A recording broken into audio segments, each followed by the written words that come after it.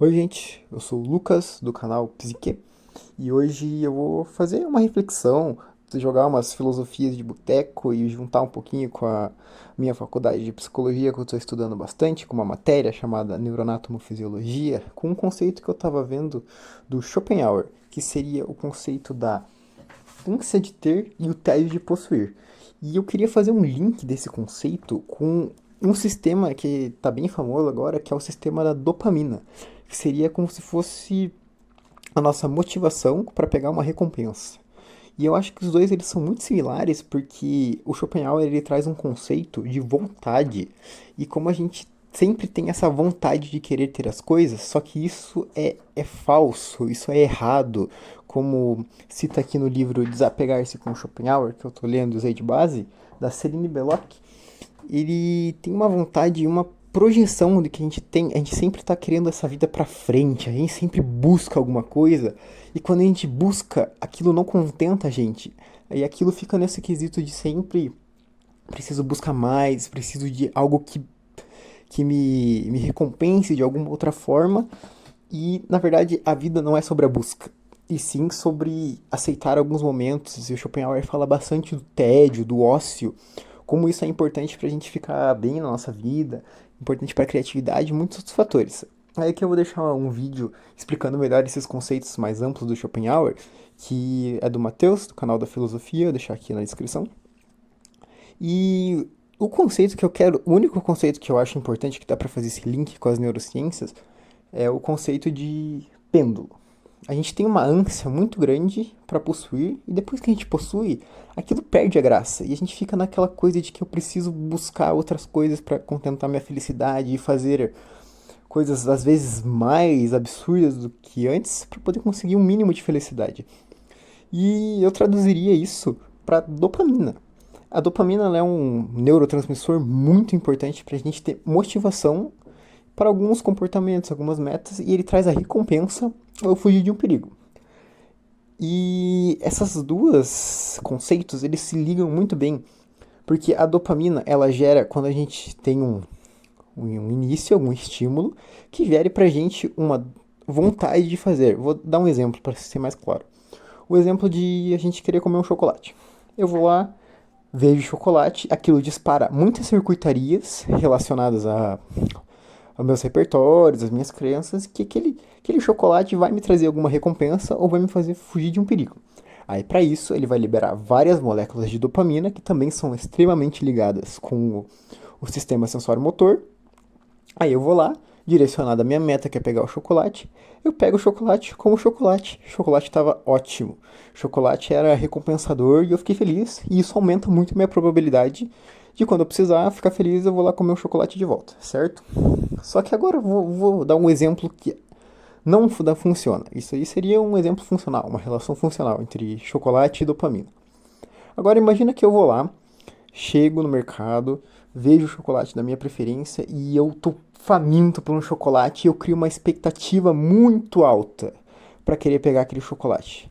Eu crio como se aquele chocolate fosse o melhor chocolate do mundo, como se eu fosse morrer depois que eu comer aquele chocolate, eu ia estar feito na vida. Eu vou lá, compro o chocolate, chego em casa, na hora de comer o chocolate estava mofado, estava podre, estava com um gosto horrível. E isso, em contrapartida, isso dá uma quebra enorme das nossas moléculas de dopamina porque a gente se frustrou.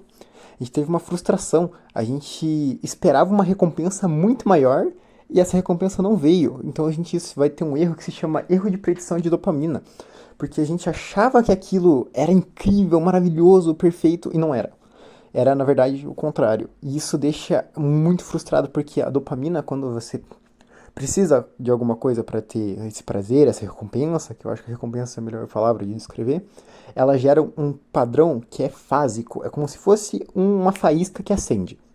A gente tem o padrão tônico, que é o basal, como se fosse um fogo que já está queimando, só que ele não queima muito. Ele já queima pequenininho, aí vem o chocolate, ativa a minha circuitaria e solta uma faísca muito forte de fogo que levanta a minha, a minha dopamina lá pra cima. E só que nesse caso, que eu comi o chocolate e o chocolate estava horrível, ele não vai me dar recompensa. Ele vai levantar tanto a minha dopamina, aí vai ser como se eu tivesse jogado um balde de água lá no meu fogo e o meu fogo vai ficar bem baixinho, mais baixo que o normal.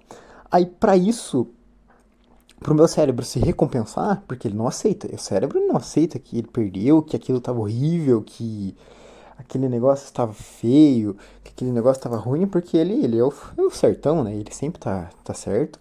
Ele vai ter que achar alguma outra coisa para ele se recompensar, porque ele não consegue ficar sem recompensar. Ele já tá ruim e ele vai buscar outra coisa, vai buscar outro chocolate, ou ele vai ficar em um desânimo total e que talvez nunca mais vai comprar chocolate naquele mesmo lugar.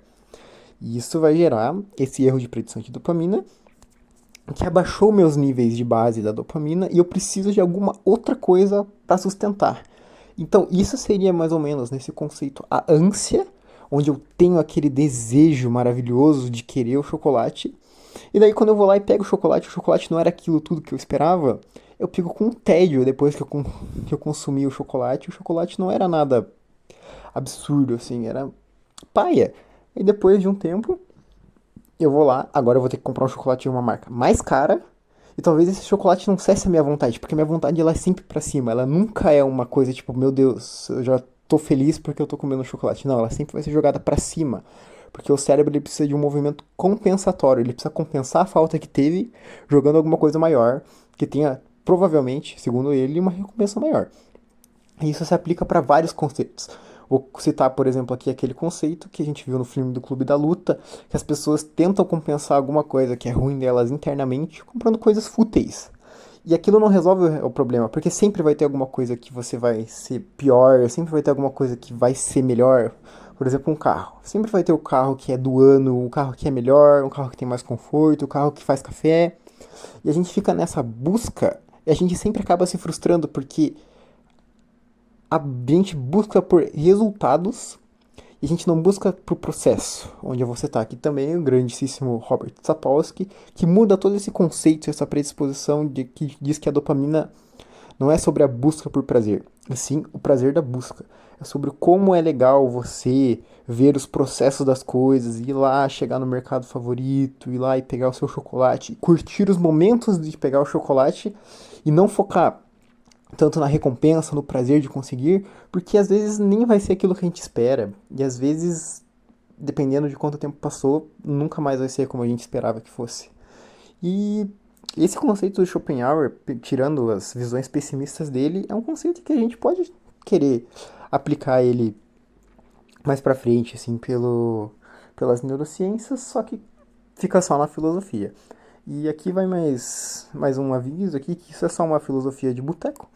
Eu não pretendo fazer nenhum estudo ruim, isso é só uma reflexão que eu achei interessante juntar esses dois conceitos que eu estou estudando e eles fizeram sentido para mim. E se fez alguma coisa sentido para você, se para vocês foi interessante, eu agradeço. Pode pegar para vocês o que funciona, o que não funciona, deixa quieto. E daí agora vai ficar aí a minha explicação em escrito, isso é só para eu me basear num roteirinho, o importante é mais esse bate-papo. E eu vou deixar minhas fontes que eu usei como Wesley, o Miguel e o livro do Schopenhauer. E seria isso, mais ou menos.